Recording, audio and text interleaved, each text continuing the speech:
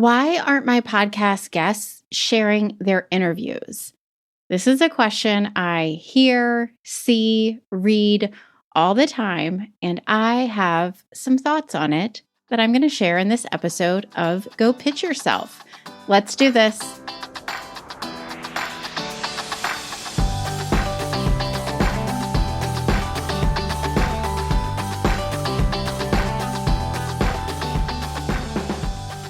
Hey there, pitches. Thanks for tuning in to another episode of Go Pitch Yourself. I am your host, Angie Trueblood.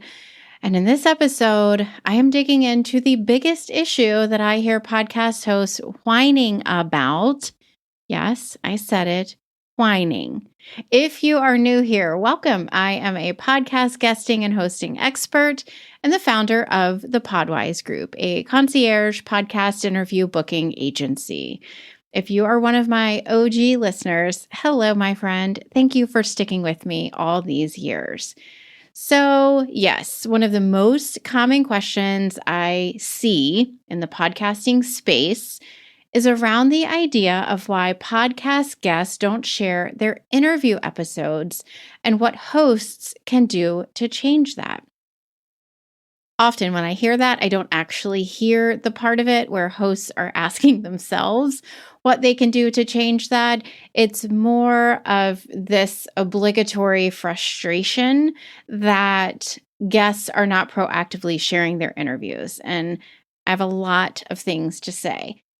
Interestingly, over the summer, my friend Jeremy Enns tagged me in a LinkedIn post where he had written an article all on this topic. So first off, pop on over to LinkedIn, go find Jeremy Enns. His last name is E-N-N-S. Connect with him, follow him, look through his activity. And it's only a couple of posts ago, and you can read the article that he shared and add any comments of your own on there.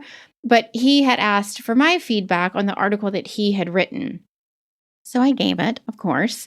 And since then, per usual, I have seen this topic come up over and over again.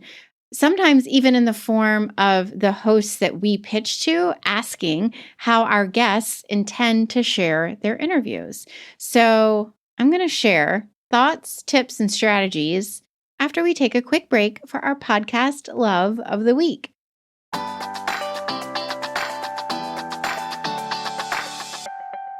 Okay. This is not a business podcast love of the week, but it is one that my team shared with me last week, and I am excited to share with you. So a few weeks ago, I began to breathe life into the Podwize Group's LinkedIn account. So not my own Angie Trueblood LinkedIn account where I'm very active, but the business page on LinkedIn. And I thought that sharing some of the shows that my team and I listen to would help people get a real sense of who we are as an organization. Well, Courtney shared with our team this podcast called Scamanda. I know, I'm probably the last person on the planet that hasn't heard of it or listened to it. And I have already finished it. What in the world? It is a short series podcast, like a limited, it's not an ongoing show forever. It's pretty investigative in nature, and it details a total scam that a woman named Amanda Riley perpetrated and was prosecuted for, where she convinced all the people in her church, in her community, and her family that she had cancer and took donations to help support her and her family through her treatments. It is bananas. If you like true crime, minus the murder, there's no real murder in this one, and investigative podcast, go take a listen. And if you have suggestions for me that fall into a similar category, since this seems to be one that I really like, I am all ears. Shoot me a LinkedIn DM. But again, this show is called Scamanda. It's disturbing and also completely addictive. You are welcome. Okay, so let's get into today's topic of why podcast guests do not share their interviews. Now, let's just caveat this and say there are likely some podcast guests out there that are just going through the motions of trying to guest on all the shows, and don't really get the collaborative nature of podcast guesting as a networking and marketing strategy. So those people we are not including in this conversation because that's a different ball of wax, and we're never really going to be able to change those types of guests, right? So off the table.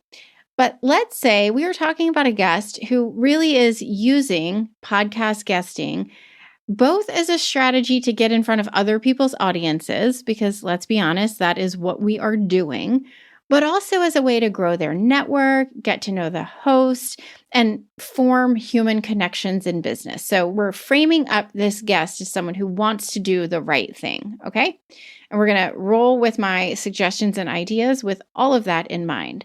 So the first thing that I want to point out, and this is something that I shared on Jeremy's LinkedIn post, is I see far too many podcast hosts who are using guest interviews as a part of their growth strategy instead of a part of their content strategy. And that's where part of the rub comes in, with them being so frustrated that their guests don't share the interviews.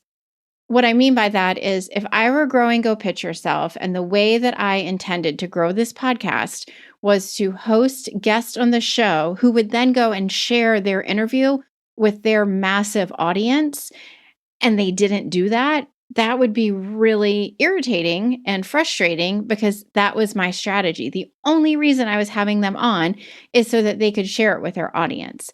So that is not why I have guests on my show. I have guests on my show who can complement the content that you expect from me and sort of supplement it with their expertise in ways that I can't.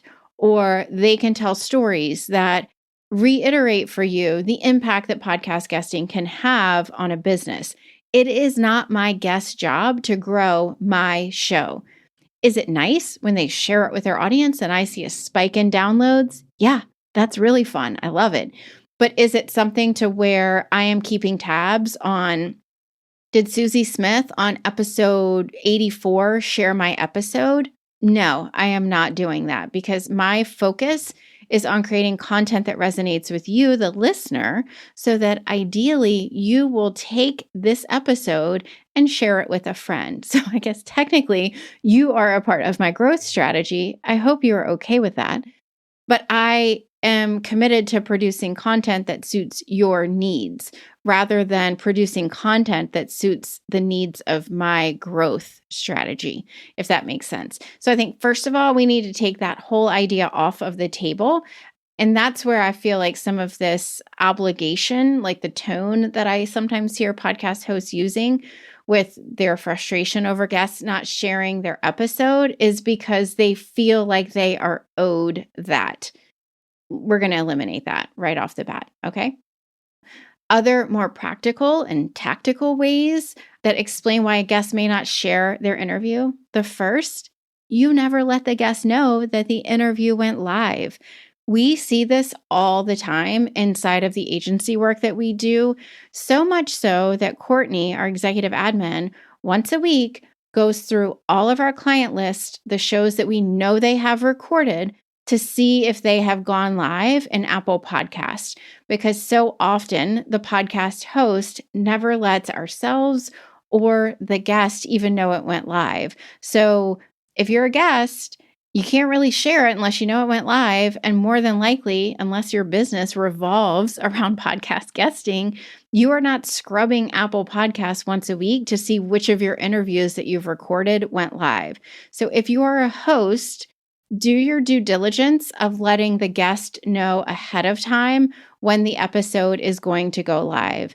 And I will even caveat that I don't really care if you let me know like the day before my interview is going to go live, because likely that's too short notice for me to work that into my own social media or content sharing plan, right? The day before, I've already got planned if I'm putting anything out the next day, and I'm not going to kind of shift course just because an interview came out.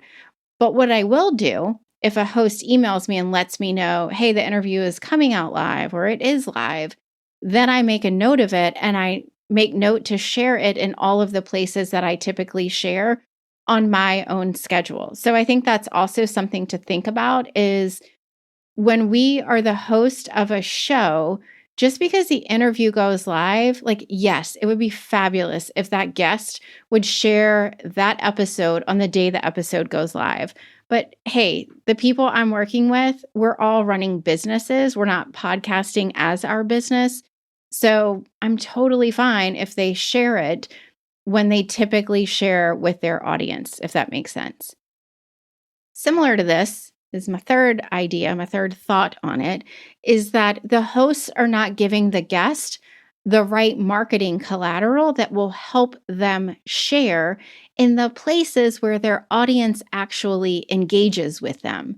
So, well, first off, sometimes they don't share anything, right? They don't share an audiogram. They don't share a graphic that we could use and post on LinkedIn. They don't even share the show notes link sometimes. That's fine. I don't need the people whose shows that I guest on, I don't need them creating the graphics for me to share. Is it nice? Yes, I would love that. But that's not what precludes me from sharing. So, best practice, sure. If you're a podcast host, go ahead and create something so that the guest has a starting point for what they can share with their audience. A lot of times I will actually use the show notes copy as a starting point for the copy when I share my interviews. So that's the first part of this one around the whole idea of not giving the guest the right marketing collateral is one, you don't give any. I would recommend giving some. But secondly, often when I do get marketing collateral, it's not actually for a platform where I am actively engaging my audience. I'm not really that active on Instagram anymore. That's not where my people are. That's not where I love to hang out.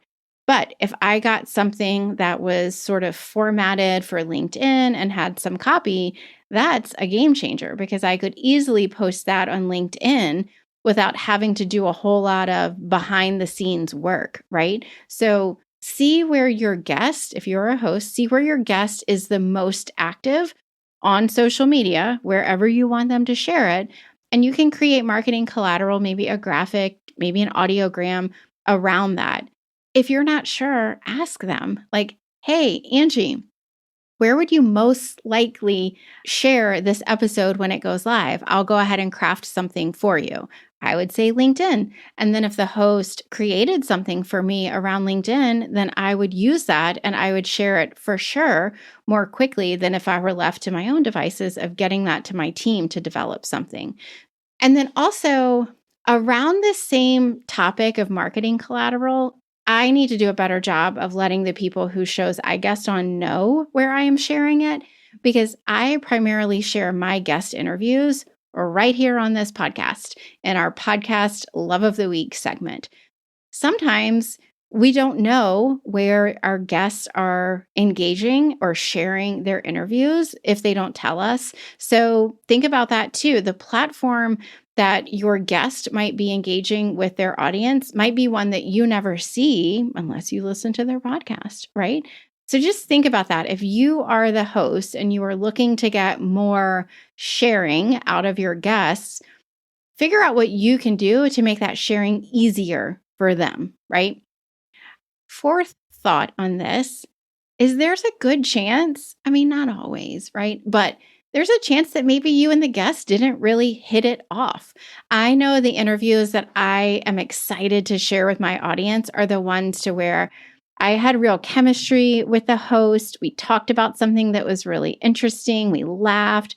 Maybe we told some really interesting stories, and I want my audience to hear that. And that really has to do with the energy of the host helping the guest feel really welcome, getting to know them before they record, like looking at what they are putting out in the world and getting a good sense of who they are so that you can have that connection, right? When I feel connected to a host, I feel much more compelled to share my interviews on their show than if I felt like the interview was super transactional. So take a little bit more time if you're the host to get to know your guest content ahead of time. Make sure you know about what they offer, that they have a podcast, a little bit about their personality to help tighten up and quicken up that relationship from the moment that you hit record. And my last thought on this from kind of a host perspective, one thing that you can do a little bit differently, and this is something I think Jeremy alluded to in his post, is you may have interviewed the guest about the same thing they always talk about. So for me, I have a gazillion guest interviews all around the topic of pitching yourself to be a guest on someone else's podcast. There are only so many times that I can share that pretty exact interview with my audience. Now, I take my job as a guest seriously. And again, I plug basically a podcast promo whenever I am a guest on someone's show on my podcast. And I try to pull out from the interviews that have gone live something that my listeners would not have heard me talk about on someone else's show ever, right? So I try to pull out the unique thing of the interview that I'm sharing. Well, if the host can make that even easier by coming up with some really interesting questions, things that I haven't been asked before, stories that I haven't told before, then you're increasing the likelihood that that guest is going to feel like, oh, this is new content that I can share with my audience. They would totally appreciate it. So think about that as you're setting up again for the interview. What can you ask about? What can you talk about that's not the standard go-to questions for whomever it is that's guesting on your show?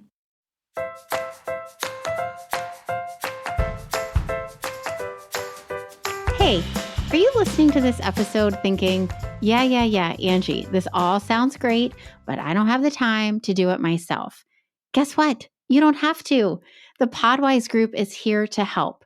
We offer 2 primary services to support our clients in landing and converting podcast interviews. Hop on over to our site, thepodwizegroup.com/services. Check out the ways that we can help you. And if one of them suits your fancy, schedule a time to connect and we'll talk through whether or not it's a good fit.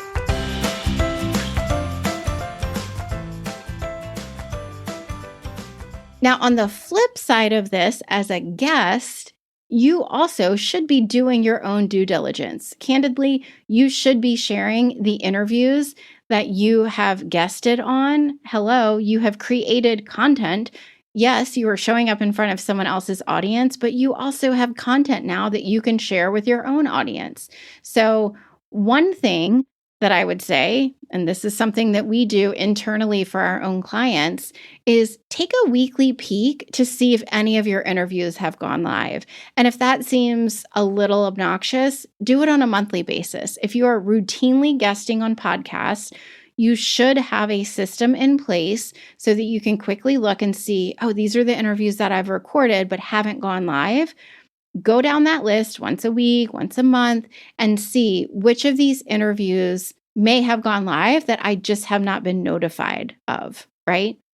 Number 2, and this is something we are starting to do for our clients. So recently we switched, we used to have a 6-month contract with our clients, and we have switched to an annual contract with our concierge clients, which includes us repurposing their podcast interviews for them. So yes, they are getting in front of new audiences. That is likely where they are going to get the biggest bang for their buck.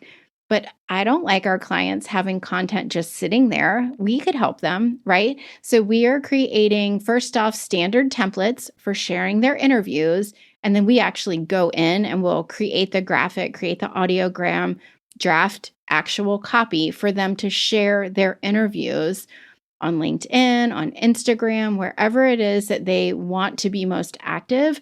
We are doing that for them because you can just get so much more mileage out of a podcast interview than just having that interview go live. If you go back to episode 84 of Go Pitch Yourself, it was published October 25th, 2022.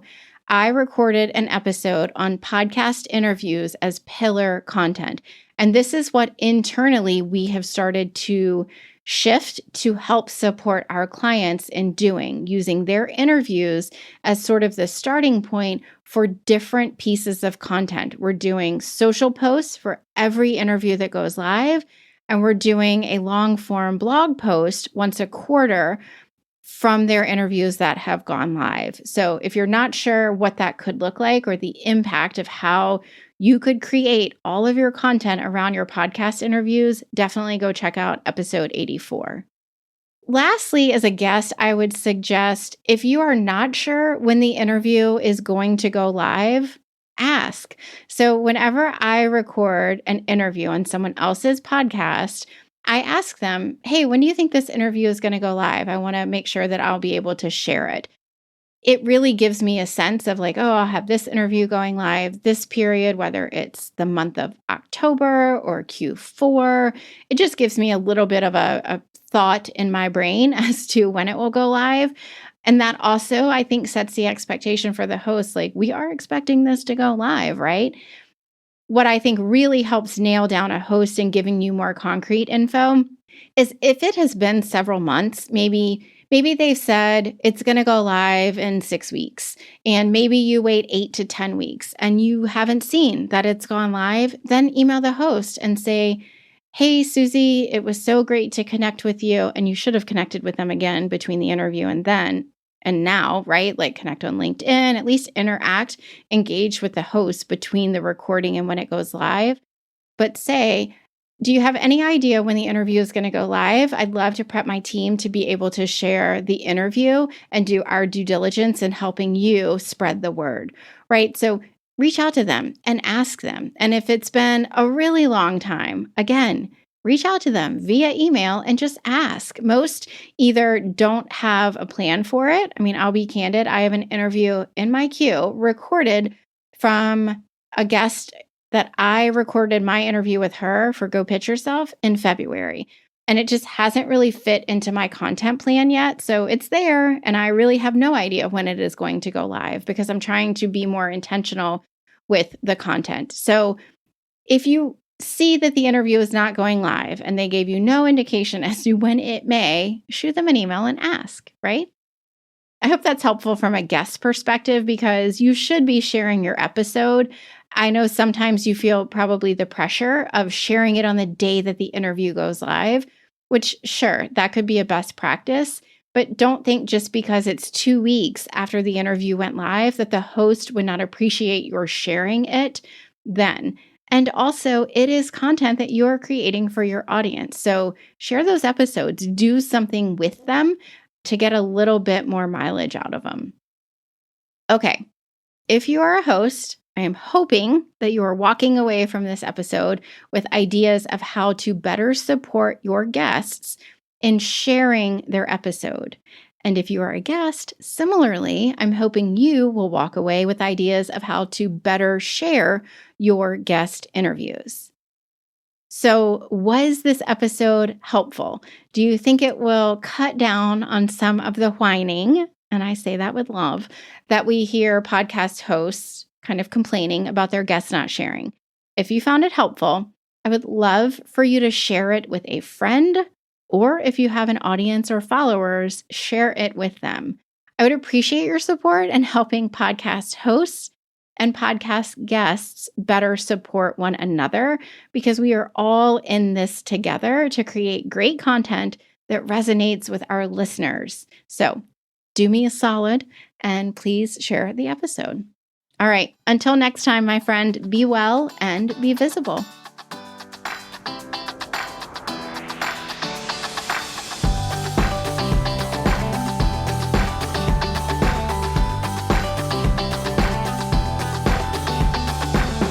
So much for listening to this episode of Go Pitch Yourself.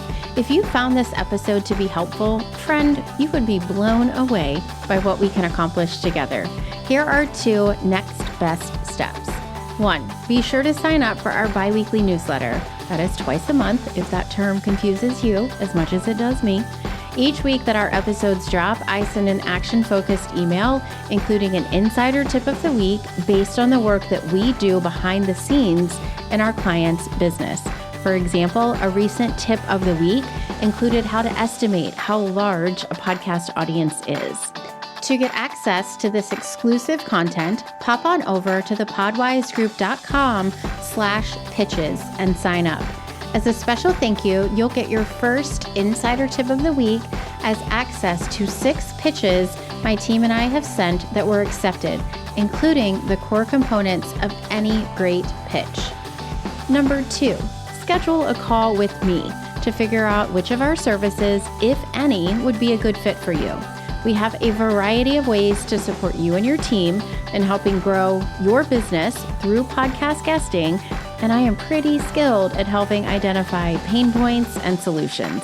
Hop over to thepodwisegroup.com/services and grab a spot on my calendar at the bottom of the page.